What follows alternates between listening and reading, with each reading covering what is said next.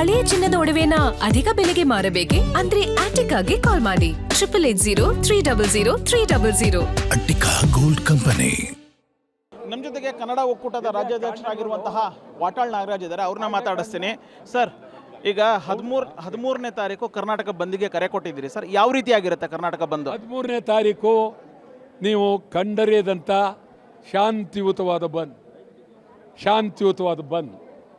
ನಾವು ಶಾಂತಿಯುತವಾಗಿ ಬಂದ್ ಮಾಡಬೇಕು ಅಂತೇಳಿ ಸಮಗ್ರ ನಾಡಿನ ಜನತೆಗೆ ಕರೆ ಕೊಟ್ಟಿದ್ದೀವಿ. ಅವತ್ತು 13ನೇ ತಾರೀಕು ಅಖಂಡ ಕರ್ನಾಟಕ ಬಂದ್ ಆಗುತ್ತಾ ಅಥವಾ ಹೇಗೆ ಅಂತ ಸರ್? ಸಂಪೂರ್ಣ ಬೆಳಗಾವಿಯಿಂದ ಚಾಮರಾಜನಗರದವರೆಗೆ, ಮಂಗಳೂರಿನಿಂದ ಕೋಲಾರದವರೆಗೆ ಸಂಪೂರ್ಣ ಬಂದ್ ಹಾಗೆ ಆಗುತ್ತೆ. ಬೆಂಗಳೂರಿನಲ್ಲಿ ಯಾವ ರೀತಿಯಾಗಿ ಹೋರಾಟ ಇರುತ್ತೆ ಅಂತ ಸರ್? ಕುಡಿಯೋಕೆ ನೀರು ಸಿಕ್ಕಲ್ಲ, ಅಷ್ಟು ಬಂದ್ ಆಗುತ್ತೆ.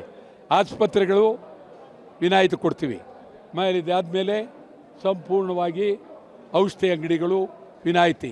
ಆ ದೃಷ್ಟಿಯಿಂದ ಯಾರಿಗೂ ತೊಂದರೆ ಆಗದ ರೀತಿ ಬಂದ್ ನಾವು ಮಾಡ್ತಾಯಿದ್ದೀವಿ. ಸರ್, ಈಗ ರಾಜ್ಯ ಕೇಳ್ತಾ ಇರುವಂಥದ್ದು ಅಥವಾ ಬೆಂಗಳೂರು ಸೇರಿದಂತೆ ಕೇಳ್ತಾ ಇರುವಂಥದ್ದು ನಮಗೆ ಕುಡಿಯೋಕ್ಕೆ ನೀರು ಕೊಡಿ ಅಂತೇಳಿ, ಆದರೆ ತಮಿಳ್ನಾಡು ಕೇಳ್ತಾ ಇರೋದು ನಮಗೆ 3ನೇ ಬೆಳೆಗೆ ನೀರು ಕೊಡಿ ಅಂತೇಳಿ. ಇದು ಎಷ್ಟು ನ್ಯಾಯ ಅಂತ? ಅದು ಒಂದೇ ಅಲ್ಲ, ಅವರು ಅಟವಾದಿಗಳಾಗಿದ್ದಾರೆ. ಅವರಿಗೆ ಮೊದಲು ಕರ್ನಾಟಕ ರಾಜ್ಯದ ರೈತರಿಗೆ, ಜನರಿಗೆ, ಬೆಂಗಳೂರಲ್ಲಿರ್ತಕ್ಕಂಥ ತಮಿಳರು ಇದ್ದಾರಲ್ಲ, ಅವ್ರ ಗತಿ ಏನು? ಬಂದಿಲ್ಲಿ ವಿಜಯ್ ನಾವು ನೀರು ಕೊಡಲ್ಲ ಅಂತಂದರೆ, ಬಿಡೋದಿಲ್ಲ ಅಂತಂದರೆ ಗತಿ ಏನು? ಸರಿ ಇಲ್ಲ, ನಾವು ನೀರು ಕೊಡೋಕ್ಕಾಗೋದಿಲ್ಲ, ನಮ್ಮಲ್ಲಿ ನೀರು ಇಲ್ಲವೇ ಇಲ್ಲ. ಸರ್, ಈಗ ತಮಿಳ್ನಾಡು ವಿಚಾರ ಬಂದಾಗ ಅಲ್ಲಿರುವಂಥ ಎಲ್ಲ ಪೊಲಿಟಿಷಿಯನ್ಸು ರಾಜ್ಯದ ಪರವಾಗಿ ಧ್ವನಿ ಎತ್ತುತ್ತಾರೆ ಸರ್. ಅಂದರೆ ಎಲ್ಲ ಪಕ್ಷಾತೀತವಾಗಿ ಒಟ್ಟಿಗೆ ನಿಲ್ತಾರೆ. ಆದರೆ ನಮ್ಮ ರಾಜ್ಯ ಅಂತ ಬಂದಾಗ ರಾಜ್ಯದ ಹಿತಾಸಕ್ತಿ ಅವ್ರಿಗೆ ಮುಖ್ಯ ಅಲ್ಲ, ಪಕ್ಷದ ಹಿತಾಸಕ್ತಿ ಮುಖ್ಯ. ಇದ್ರ ಬಗ್ಗೆ ಏನು ಹೇಳ್ತೀರಿ? ಇದು ಮೊದಲಿಂದ ಇದು ಬಂದುಬಿಟ್ಟಿದೆ. ಈ ಕರ್ನಾಟಕ ರಾಜ್ಯದಲ್ಲಿ ಪಕ್ಷ ಅಂತ ಬಂದು ಅದು ವಿಚಿತ್ರವಾಗಿದೆ. ನಮ್ಮ ರಾಜ್ಯದಲ್ಲಿ ಯಾರೇ ಆಗಿರಲಿ ಒಂದೇ ಕನ್ನಡಕ್ಕಾಗಿ, ಕರ್ನಾಟಕಕ್ಕಾಗಿ ಇದು ಬರಬೇಕು. ನಿಮ್ಗೆ ಹೇಳೋದಾದರೆ ನಮ್ಮ ಪಾರ್ಲಿಮೆಂಟ್ ಮೆಂಬರ್ಗಳು ಒಂದು ಮಾತನ್ನು ಆಡಲಿಲ್ಲ ಪಾರ್ಲಿಮೆಂಟ್. ಇದು ನಮಗೆ ನೋವಾಗ್ತಾ ಇದೆ.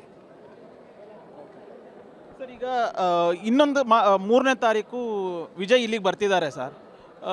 ಏನು ಹೇಳ್ತೀರಿ? ಈ ಒಂದು ವಿವಾದಗಳ ನಡುವೆನೇ ಬರ್ತಾ ಇದ್ದಾರೆ, ಏನು ಹೇಳ್ತೀರ ಅವರಿಗೆ? ಅವರು ಬರೋದು ಈ ಸಂದರ್ಭದಲ್ಲಿ ಸರಿಯಿಲ್ಲ. ನಾವು ಅವ್ರಿಗೆ ಹೇಳ್ತಾ ಇದ್ದೀವಿ, ಖಂಡಿತವಾಗಿ ನೀರು ನಾವು ಬಿಡೋದಿಲ್ಲ. ನೀವು ನೀರು ಬಿಡಬೇಕು ಅಂತ ಬರೋದಾದರೆ ಬರಬೇಡಿ. ಬೇರೆ ಅವರ ಸ್ನೇಹದಲ್ಲಿ ಬಂದರೆ ಬನ್ನಿ. ನೀವು ನೀರಿಗಾಗಿ ಬಂದರೆ ನಾವು ಸಂಪೂರ್ಣವಾಗಿ ವಿರೋಧ ಮಾಡ್ತೀವಿ.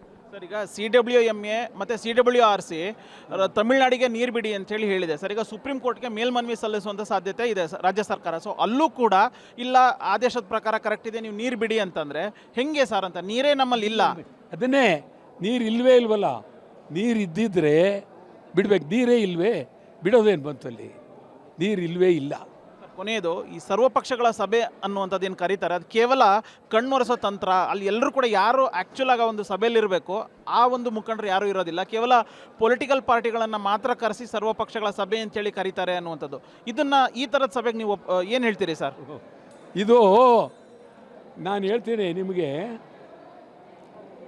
ಇದು ವಿರೋಧ ಪಕ್ಷಗಳ ಸಭೆ ಅಲ್ಲ.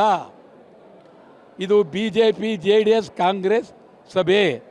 ವಿರೋಧ ಪಕ್ಷಗಳು ಅಂತ ಅಂದರೆ ಇಡೀ ರಾಜ್ಯದಲ್ಲಿರ್ತಕ್ಕಂಥ ಎಲ್ಲ ಹೋರಾಟಗಾರರು, ರೈತರು, ಬೇರೆ ಬೇರೆ ಪಕ್ಷ ಎಲ್ಲರನ್ನೂ ಕರಿಬೇಕಾಗಿತ್ತು, ಕರೆದು ಮಾತಾಡಬೇಕಾಗಿತ್ತು. ಮಾತಾಡದೇ ಇರತಕ್ಕಂಥದ್ದು ಸರಿಯಲ್ಲ. ಸರಿ, ನೀವು ಒಂದು ಮಾತು ಹೇಳಿದ್ರಿ, ನಾನು ಮುಖ್ಯಮಂತ್ರಿ ಆದರೆ ತಮಿಳ್ನಾಡಿಗೆ ನೀರು ಬಿಡೋದೇ ಇಲ್ಲ ಅಂತ ಹೇಳಿ.